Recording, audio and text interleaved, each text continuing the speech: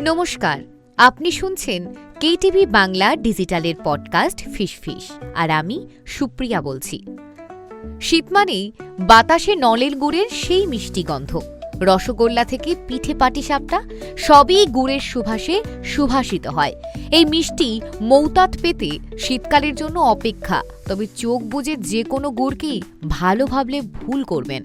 KTV Bangla ডিজিটালের পডকাস্টের আজকের episode ফিশে রইল এ বিষয়ে বিশদ তথ্য।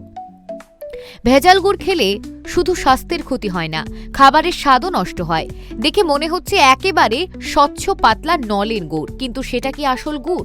বর্তমান বাজারে গুড় যা পাওয়া যাচ্ছে সবই যে নির্ভেজাল গুড় তা কিন্তু একেবারেই নয়। দেখে ভালো মনে হলেও আসলে তা ভালো কিনা আগে সেটা যাচাই করা দরকার, না হলে গুড়ের গুণের বদলে মিলবে ক্ষতি। শীতকালে খেজুরের রস থেকে তৈরি হওয়া খেজুর গুড়ের স্বাস্থ্যগুণ অনেক। অন্যান্য গুড়ের মতোই প্রাকৃতিক বিশুদ্ধ খেজুরের গুড়ে প্রচুর মাত্রায় বিভিন্ন প্রয়োজনীয় খনিজ বর্তমান আয়রন রক্তে হিমোগ্লোবিনের মাত্রা ঠিক রাখতে সাহায্য করে এবং পটাশিয়াম হজম শক্তি বাড়ায়, ম্যাগনেসিয়াম মেটাবলিক রেট ঠিক রাখে এবং সেরোটোনিন নিঃসরণ সক্রিয় করে, ক্যালসিয়াম হাড় মজবুত হয়। এছাড়া গুড় মানবদেহের এনজাইম সিস্টেমকে সক্রিয় করে তোলে। খাঁটি গুড়ের মিষ্টি গন্ধ খিদে বাড়ায় এবং আমাদের মুখের থুতুতে যে টাইলিন নামক এনজাইমের নিঃসরণ হয় সেটাও বৃদ্ধি করে।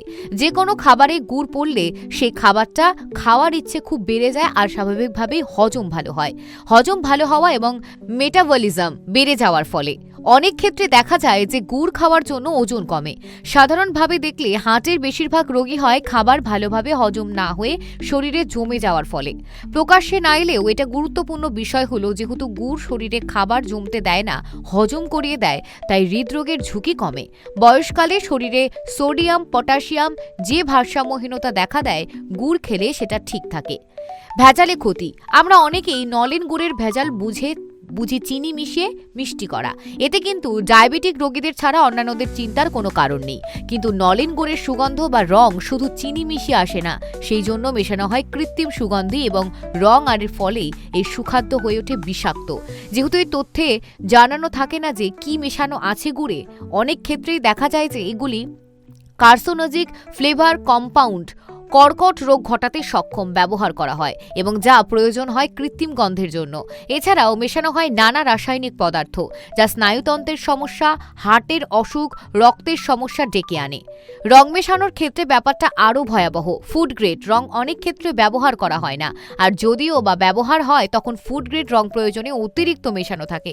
সাধারণ 100 ppm থেকে বেশি পরিমাণ লাগেই ঝকঝকে লোভনীয় গুড়ের রং আনতে। সেই কারণেই খাদ্যের জন্য উপযুক্ত রং হওয়া সত্ত্বেও সেটা ক্ষতিকারক হয়ে দাঁড়ায়। এই নলেন গুড়ের যে চকলেটের মতো রং হয় সেটা আনার জন্য ইন্ডাস্ট্রিয়ালের রং ব্যবহার করা হয়। আপনাদের কেমন লাগছে কেটিভি বাংলা ডিজিটালের পডকাস্ট ফিশ কমেন্ট বক্সে লিখতে ভুলবেন না এবং তার সঙ্গে এটাও জানান যে কি কি বিষয়ের ওপর পডকাস্ট শুনতে আপনিও আগ্রহী।